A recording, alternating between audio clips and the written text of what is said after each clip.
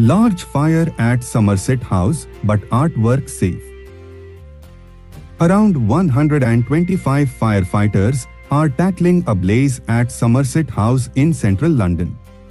Videos posted on social media show grey smoke billowing into the air from the landmark building over the River Thames and nearby Waterloo Bridge. The director of Somerset House Trust said the fire broke out in the west wing of the building and there are no artworks in that area. There are no reported injuries, and the cause of the fire, which was first reported around midday, is not yet known.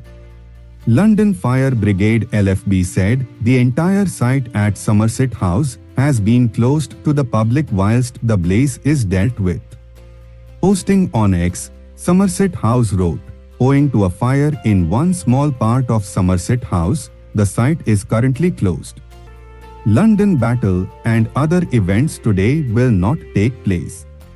We apologize for any inconvenience." Staff and visitors to the gallery are standing outside and clouds of grey smoke can be seen several streets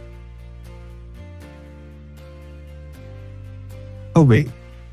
Due to heavy smoke, the London Ambulance Service has asked people to avoid the area and told local businesses to keep windows and doors shut. Somerset House is on the Strand in central London and is currently used as an arts venue. The Georgian-era buildings and square were built on the site of a palace dating back to the Tudors. The venue is also home to the Courtauld Gallery, an art museum which houses the collection of the Samuel Courtauld Trust, including masterpieces ranging from the Middle Ages to the 20th century. Vincent van Gogh's self-portrait with bandaged ear is listed as a part of the Courtauld collection. The gallery also houses works by Edouard Manet, Claude Monet and Paul Cézanne. Somerset House regularly hosts exhibitions, experiences and ice skating within its famous courtyard. Director of Somerset House Trust Jonathan Reiki said the site was immediately evacuated when the fire was spotted in the West Wing area. Everybody is safe, there are no valuable artifacts or artworks in that part of the building, Mr. Reiki told the BBC. For now we just want to let the London Fire Brigade get on and do their brilliant work. 20 fire engines including crews from Soho, Islington and surrounding fire stations are at the scene, the brigade added.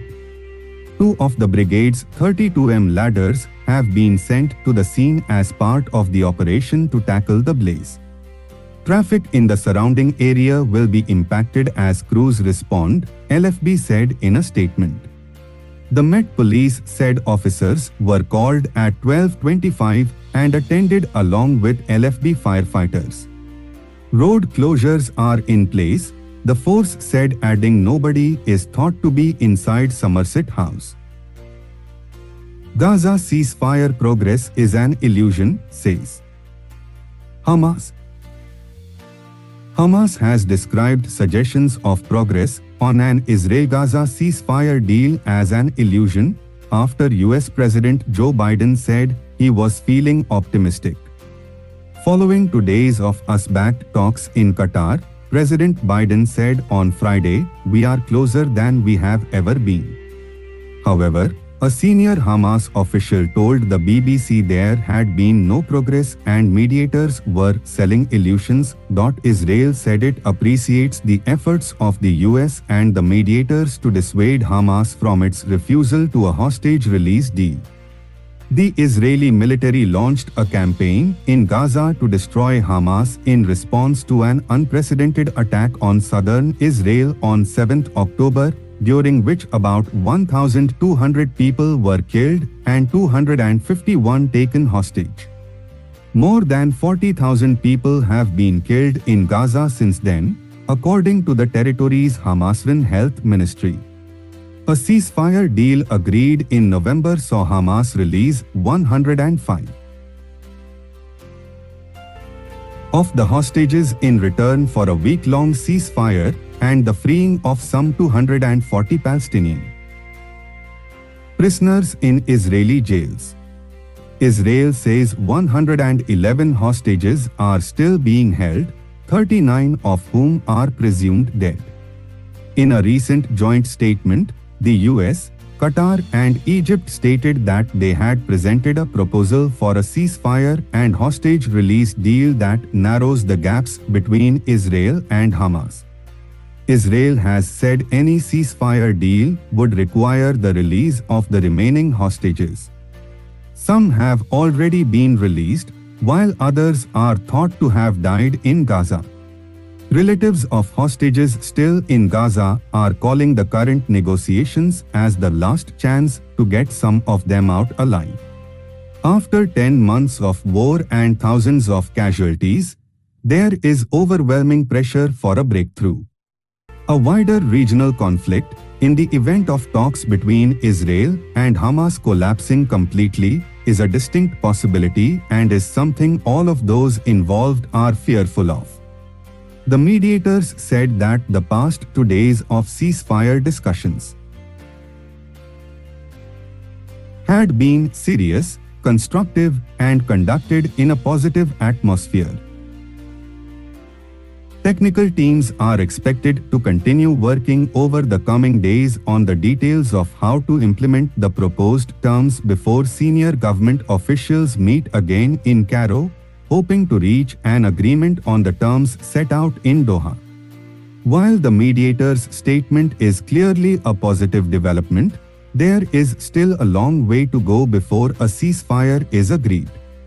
This is not the first time the Mr. Biden has said he thought a deal was close, and not everyone shares his cautious optimism. Neither Hamas nor the Israeli government have been quite so upbeat in their responses. Israel says its position and core principles have remained unchanged and were well known. It accused Hamas of refusing to agree to a deal for the release of the hostages. Above all else, Israelis want to see the remaining hostages released, but many are skeptical that is Israeli Prime Minister Benjamin Netanyahu's primary goal. He has insisted that a total victory over Hamas is his government's priority. Meanwhile, Hamas' new leader, Yahya Sinwar, continues to show few signs of compromise. Asked about President Biden's statement, the senior Hamas official told the BBC, "What we have received from the mediators is very disappointing. There has been no progress." Hamas is understood to have dropped its demand for a permanent ceasefire in favor of Mr. Biden's proposal for a 6-week pause in which an end to the war could be brokered. Mr. Biden's ceasefire proposal also included the withdrawal of Israeli forces from all populated areas of Gaza, the staggered release of hostages in exchange for Palestinian prisoners, and the return of dead hostages remains. The bridging proposal put forward by US, Egyptian and Qatari negotiators will be the subject of US Secretary of State Antony Blinken's negotiations in the region and should form the basis for the next talks in Cairo at which all parties, including Hamas, are expected to attend. That proposal reportedly closes the remaining gaps between the two sides' positions, which could allow for a rapid implementation of the agreement. It might sound straightforward, but there are big obstacles to overcome, and there is still absolutely no trust between senior Israeli or Hamas figures.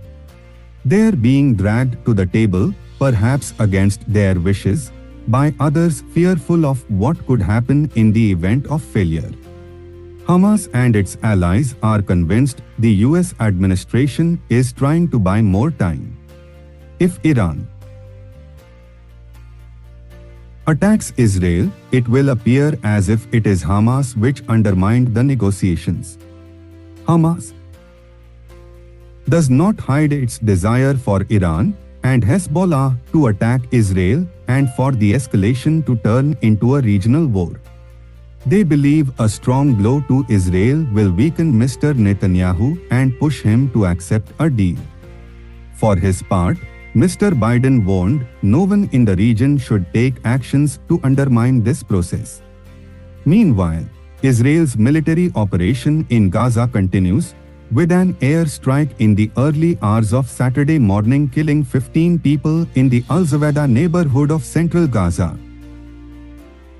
According to the Palestinian Civil Defense Authority, a rescue service spokesman Mahmoud Bassal told AFP news agency 9 children and 3 women were among the dead.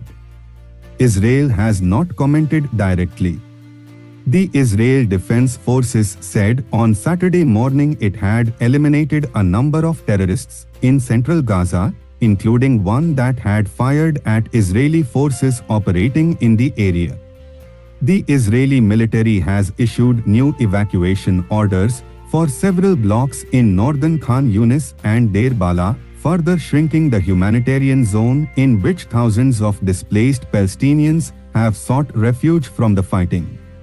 Israel said the blocks had become dangerous for civilians due to significant acts of terrorism and the firing of rockets and mortars towards Israel. The UN Agency for Palestinian Refugees, UNRWA, said, once again, fear spreads as families have nowhere to go. Pressing the need for a ceasefire deal is the circulation of the polio virus, which can spread through fecal matter, is now circulating inside the Israeli designated humanitarian zone in Gaza. Let's be clear, the ultimate vaccine for polio is peace and an immediate humanitarian ceasefire, UN Secretary-General Antonio Guterres said.